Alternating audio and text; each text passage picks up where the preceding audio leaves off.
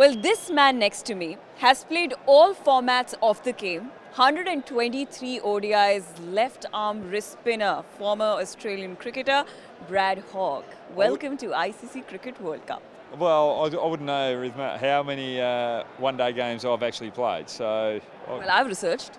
You've researched. I thought there was a 5 in it, but I don't know about that. That's what Google says. So 123. Yeah. Yeah.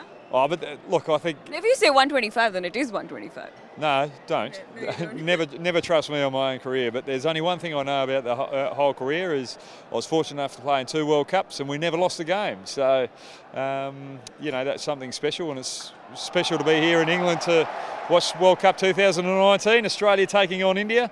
I think this is probably one of the biggest contests that you can get in the regulation part of the tournament.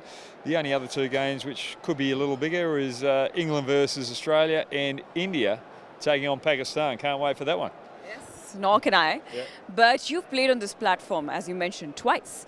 Take us through the mind of the players. Pressure, expectations, what happens on match days? Oh, look, you always prepare well beforehand, and preparation sort of feeds to perfection out in the middle. So if you've prepared well enough, you've got to back your skills and just hope that it's good enough on the day. But the thing is, where you put pressure on yourself is if you're looking too far in the future, thinking about we've got to win this game, or you're looking too far in the past where you've had a bad game. You just got to focus on what you've got to do at that present moment, and if you do that, you generally come out on top.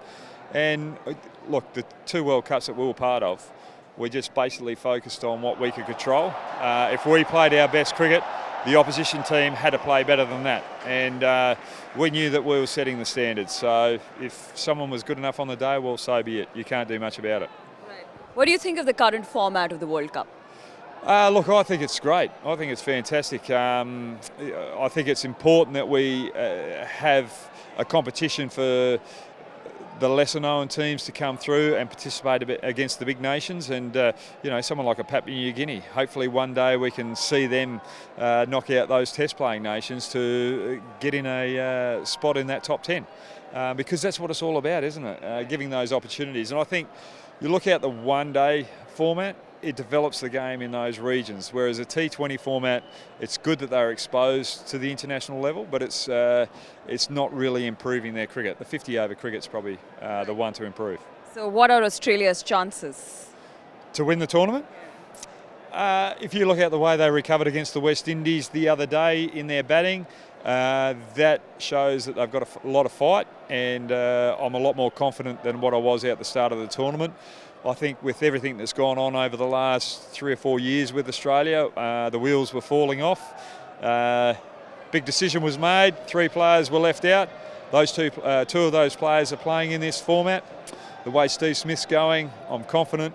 They were 5 down for 79 the other day. That fight back, sensational. Justin Langer has got the right mindset there, and that's what you look at, the right mindset.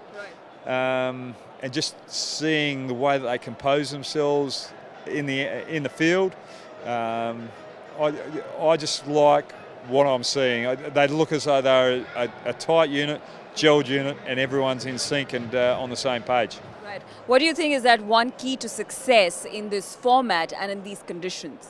For me, if you're going to sum it up in one word, it's resilience.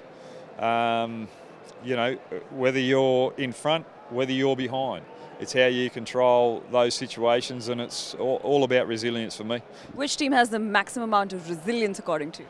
Australia. They just showed it the other day. So, look, if you look at India, they're a superb team, but they rely heavily on their top 3 to make the runs. If you can expose that middle order, they really haven't had that much time in one-day cricket out in the middle, although Dhoni and Jadhav have been averaging around the 40s.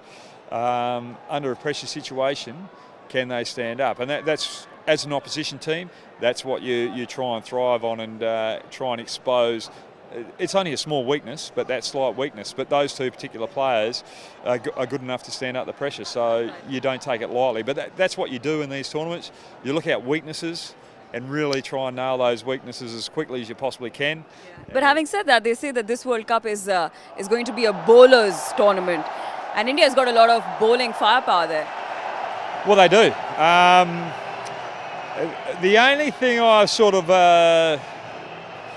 look at with the Indian bowlers is Kuldeep Yadav. I think they did it was a huge risk the other day to play him in that first game with the form that he's been in, but it was the right decision.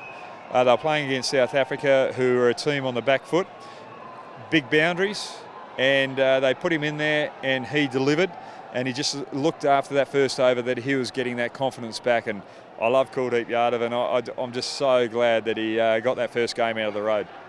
Well, thank you so much, Brad. And thanks for your time. Thanks very much, and enjoy the World Cup.